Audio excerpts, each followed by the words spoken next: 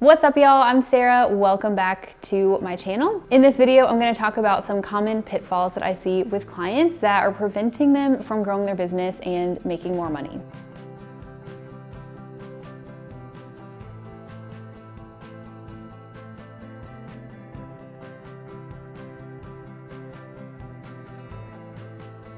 A lot of business owners, especially women business owners, are oftentimes really overwhelmed and even afraid to look under the hood at their finances. So if this is you and you're feeling like, I just want to put my head in the sand, I don't want to touch my numbers with a 10-foot pole, the first thing I would actually encourage you to do is not to just dive straight into your numbers, but I would encourage you to step back and ask yourself why. What are the things going on inside of your head? Like, what are the thoughts that you have about your money? And I want you to even, sit down and journal those things out. Write them down and then ask yourself, are these actually true? Are these factual? Generally, they're not. They're usually not actually true. Our brain is just telling us all sorts of stories to try to keep you safe. The second thing I want you to ask yourself is, if I look at my finances and I see something bad, what's the worst thing that is going to happen? The worst thing that's going to happen is you're going to see something that maybe isn't the result that you wanted to achieve in your business, and you're going to be able to fix it because you have that awareness now. So don't let the feelings of fear or overwhelm prevent you from looking under the hood of your finances.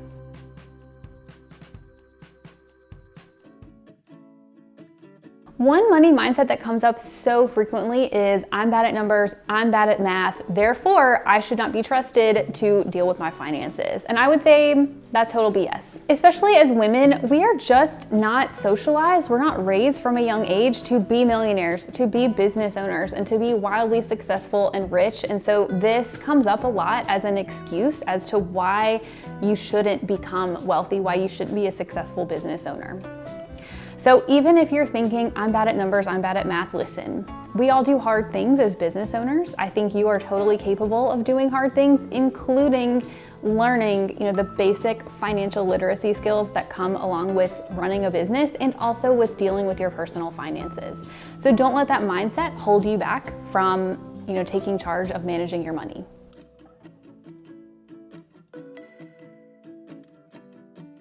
If you are way overbooked and overworked and you're stressed out all the time and you can't stop working, but you're still not making money, then that tells me that there's a misalignment somewhere.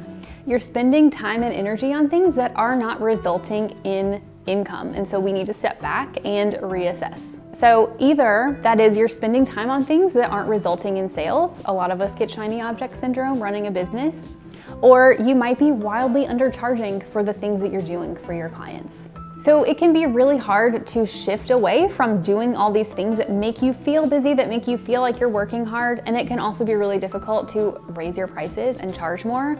But ultimately, if you want to be able to make more money and not feel like you're on the cash flow hamster wheel all the time, we've got to address one of those two things. So go ask yourself, which of those two buckets are you in, or maybe both, and how can you shift that in your business?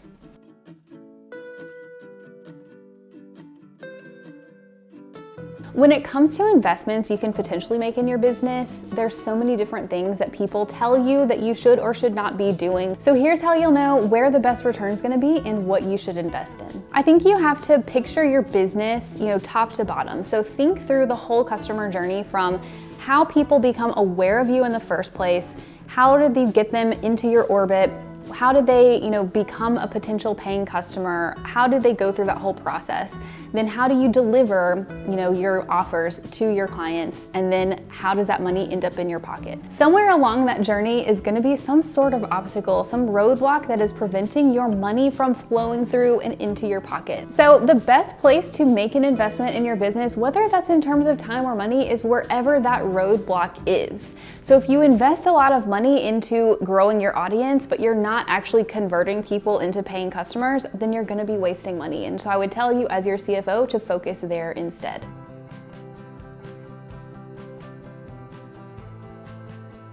A lot of people imply that business investments are going to make you wealthy, but unless you're actually actively investing into other assets, other personal investments, then you are not really building wealth.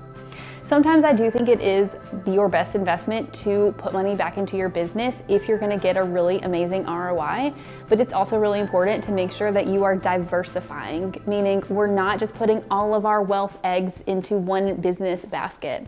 So some of the personal investments I think business owners should start with, if you're not investing in anything else, let's not do anything crazy, y'all. Let's start with the basics. Some of the easiest ones would be investing in an IRA. This is something that anybody can invest in, whether you are a business owner or not. So if you have a lower income, especially if you're in a lower tax bracket, I always point people to do a Roth IRA. If you're in a higher tax bracket, then I would look at a traditional IRA, although I always prefer the Roth if we can swing that. Another really easy investment is if your health plan allows you to invest in an HSA, then a lot of people don't realize you can put money into an HSA tax-free. The money grows tax-free and you take it out tax-free as long as it's spent on medical expenses, which when we're in retirement age, we know we're gonna have medical expenses. People don't realize you can actually invest within your HSA into stocks and index funds. So that's another really great simple investment that you can make without having to do all of the crazy, crypto investments that the finance bros want to tell you that you need to do.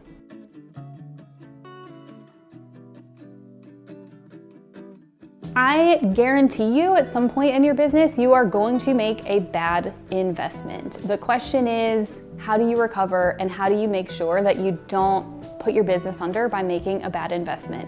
And you also can't let the idea of potentially making a bad investment prevent you from spending on things in your business, because if you don't make investments ever, your business is just not gonna grow.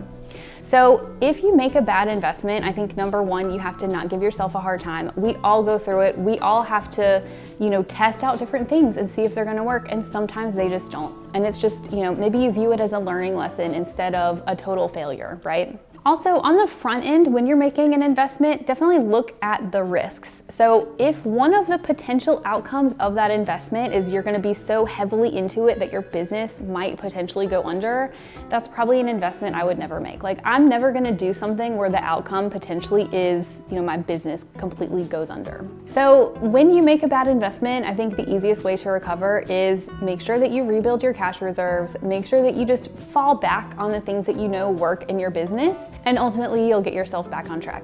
I hope you found this Ask the CFO video helpful. If you enjoyed it, make sure to like, share, and subscribe to my channel.